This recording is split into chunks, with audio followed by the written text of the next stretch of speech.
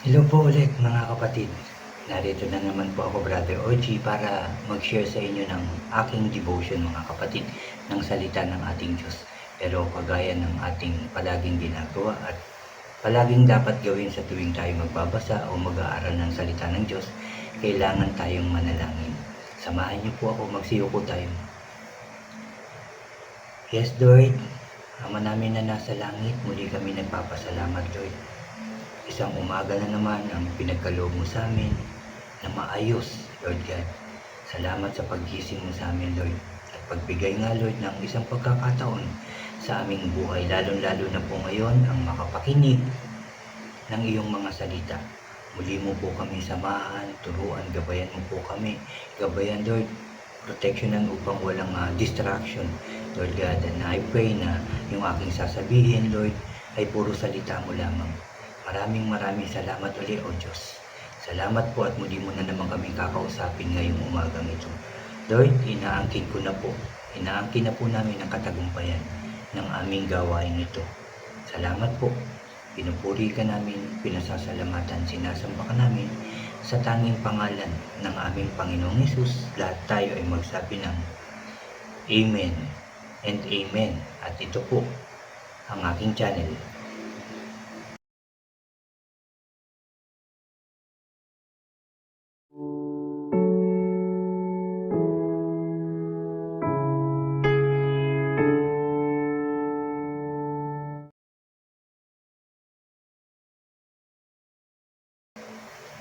Hello po ulit mga kapatid, pinagpalang umaga po muli sa inyong lahat. Narito na naman po ako para mag-share sa inyo mga kapatid. Pero bago tayo mag-start, unahin ko lang po na yung mga bago po dyan sa aking channel, huwag niyo pong kalimutan na mag-subscribe po. Paki-like and share niyo po ang aking mga videos at paki-click na rin po ang notification bell para lagi po kayong updated sa mga bago ko pang i-upload. Salamat mga kapatid, salamat. Mga kapatid, nandito pa rin po ang aking sharing ngayong umagang ito sa Marcos. Dito pa rin sa chapter 2. Pero sa pagkakataong ito, nandito po tayo sa chapter 2 verse 23 po. No, ito po yung tungkol sa Sabat. Mag-umpisa na po tayo. May title po ito dito sa verse 23, tinanong si Jesus tungkol sa Sabat. Sabi po dito, isang araw ng Sabat, napadaan si Jesus kasama ang mga disciples niya sa taniman ng wheat. Habang naglalakad sila, sabi rito, nangunguha ng mga butil ng wheat ang mga disciples. Kaya tinanong si Jesus ng mga Pharisees, tignan mo, bakit ganyan ang ginagawa ng mga disciples mo? Di ba bawal yang gawin pag araw ng Sabat? Sumagot si Jesus, hindi nyo ba nabasa sa ulitin ko, verse 25. Sumagot si Jesus, hindi nyo ba nabasa ang ginawa ni David nung nagutom siya at ang mga kasama niya? Pumasok siya sa bahay ng Diyos at kinain niya ang tinapay na inalay sa Diyos. Sabi pa dito, ginawa niya yun nung si Abner o Abiatar pa ang high priest, pero di ba mga priest lang ang pwedeng kumain ng tinapay na yun? Tapos binigyan pa niya ang mga kasamahan niya. Verse 27, ginawa ang Sabat para sa tao at hindi ang tao para sa Sabat. Verse 28, kaya nga ang Son of Man ay Panginoon maging sa Sabat. Amen and amen. Ito po yung ating pag-aaralan. Dito po ako magpo-focus dito sa verse 27 hanggang 28 po. Ulitin ko lang. Ginawa ang Sabat para sa tao at hindi ang tao para sa Sabat. Kaya, sabi dito, kaya nga ang Son of Man ay Panginoon maging Sabat. Amen. Uli mga kapatid. Ito yung Sabat na tinuro ng ating Diyos na bigyang halaga at gawing holy. Ito yung pagpapahinga. Kagaya kasi ng ginawa ng ating Diyos sa langit at lupa, nang create niya ang ating mundo, ang universe.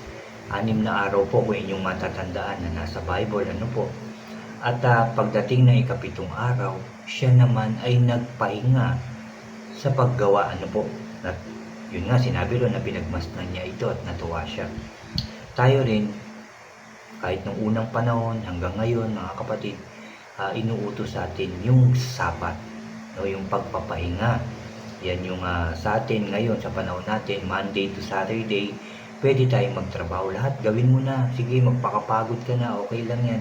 Pagdating ng Sabbath day o pagdating ng ikapitong araw o pagdating ng Sunday, ito naman yung araw na tayo ay nagsisimba, diba?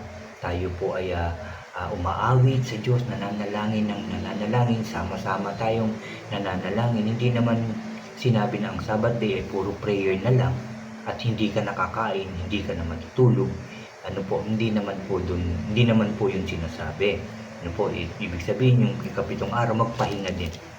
At syempre, maglaan tayo ng oras sa ating Diyos. Yun nga, para manalangin, magsimba tayo, di ba? Magpuri tayo sa Diyos, umawit tayo, magpasalamat tayo sa Kanya. Yan yung ibig sabihin ng Sabat. Ano po? At sa pagbabasa ko nga neto, yung Revelation po, sa akin na ang Sabat nga ay sinabi, di ba, pahinga. So to stop, no, stop muna yung trabaho, stop muna yung work, yung mga ginagawa natin dahil Sabbath day ngayon. So ang revelation po sa akin nito ay yung i-stop nga yung gawa at magpuri at magpasalamat sa Diyos at manalangin ng manalangin, na humingi ng kapatawaran, humingi ng tulong, guidance and protection sa ating Diyos. Yan yung Sabbath day. At kahit hindi naman Sunday, pwede rin natin gawin ang Sabbath day. Pwede rin Monday, Tuesday, Wednesday, no?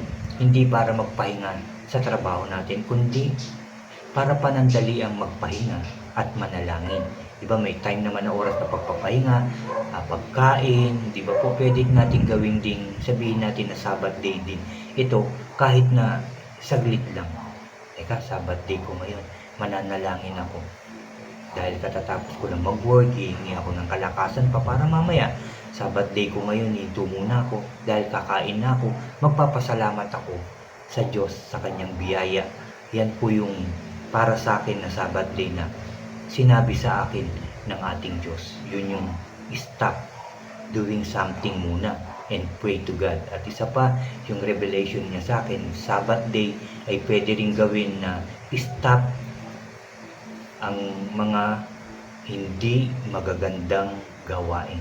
I-stop na yung mga kasalanan, stop na yung pagsasalita ng hindi maganda, pag-iisip ng hindi maganda, pagkilos ng hindi maganda, yung hindi nakakalugod, di ba, sa Diyos. Yun yung i-stop natin. Papahinga na natin yun forever. I-stop na natin yung mga kasalanan na ating nagagawa. Lalo na nga ako, no? Yan yung revelation kasi sa akin. Yan yung sinasabi ng Diyos sa akin. Stop na. Mga maling naiisip, sinasabi, nakikilos. At kasama din dyan na pinaalala sa akin ng Diyos yung katamaran, diba? Yung napakaraming sobrang pahinga naman. Siyempre kikilos din naman. At may pahinga rin naman, no? Sinasabi nga, yung katamaran nga, lalo na sa gawain kay God, yung pagising sa umaga, magpe-pray, magbabasa ng Bible, mag-share ng kanyang Word of God. Ito nga yung pag-YouTube ko. Kasi minsan talagang dumarating din yung time na matutulog muna ako ng mahaba. Bukas na lang siguro kung mag-share ng devotion, o bukas na lang siguro kung gumawa ng video ko para mag-share ng Word of God. No, minsan tinatamad talaga ako. Dumarating din talaga yun sa akin. Kanina lang ay dumating yan, mga kapatid, ano? Pero naisip ko, sinishare ko yung Sabbath day, pero hindi ako mag-share ng Word of God. Dapat ko itong i-share. Dapat Sabbath day muna. Stop muna kung ano pa yung gagawin ko para dito sa bahay. Bagkos, mag-share muna ako ng Word of God. Ano po yun? So, ito nga po, salamat sa Diyos dahil ito po ay aking nagawa, Sabbath day. At saka, ito po yung sabi dito, ginawa ang Sabat para sa tao at hindi ang tao para sa Sabat. Ibig sabihin, ginawa ang Sabat day para sa tao, o Sabat day ngayon pahinga, at hindi naman ginawa ang tao para sa Sabat. Ibig sabihin, ginawa kita para magpahinga ka lang, para tuparin mo lang ang Sabat day.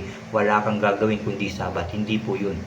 Pero sabi nga, ginawa ang Sabat para sa tao. O, Sabado ngayon, o Linggo ngayon, Sabat day mo, magpahinga ka, mag-pray ka. So yun po yung ibig sabihin nun. Para sa akin mga kapatid, no? Hindi tayo ginawa para sa Sabat day.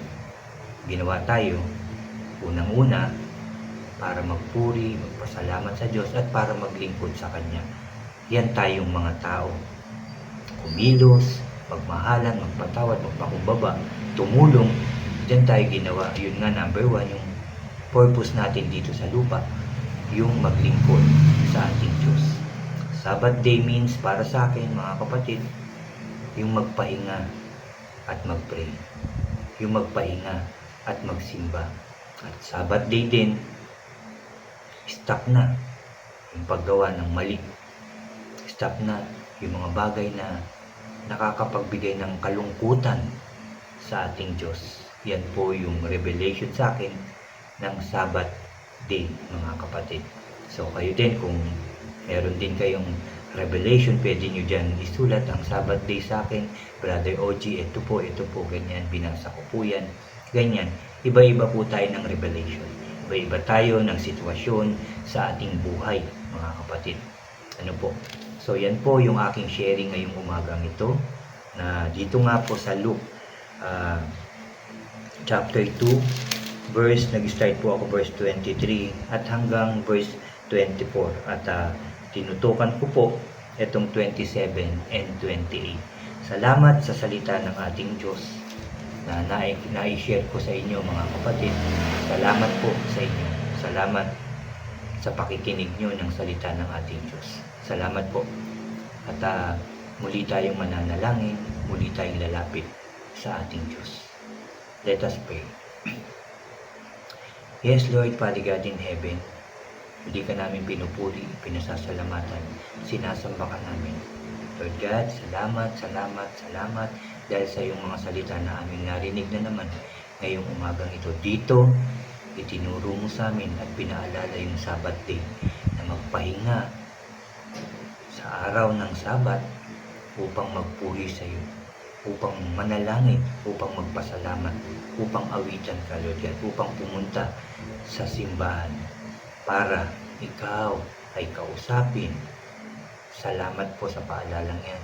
At ang Sabbath day nga po to rest sa mga hindi maganda naming ginagawa. Ipahinga to at huwag ng ipahinga to, Lord God, at huwag ng alalahanin pa, kundi gumawa na lang ng kabutihan, sumunod sa iyo sa pangalan ng aming Panginoong Hesus. Salamat, Lord. I believe and I pray na ito'y magagawa namin sa tulong ng aming Panginoong Hesus at yung Holy Spirit na nasa amin, siya ang magtuturo sa amin yung mga dapat namin gawin at yung mga hindi dapat namin gawin, at ipaalala ang Sabbath day sa aming buhay. Thank you, Lord. Thank you, Jesus.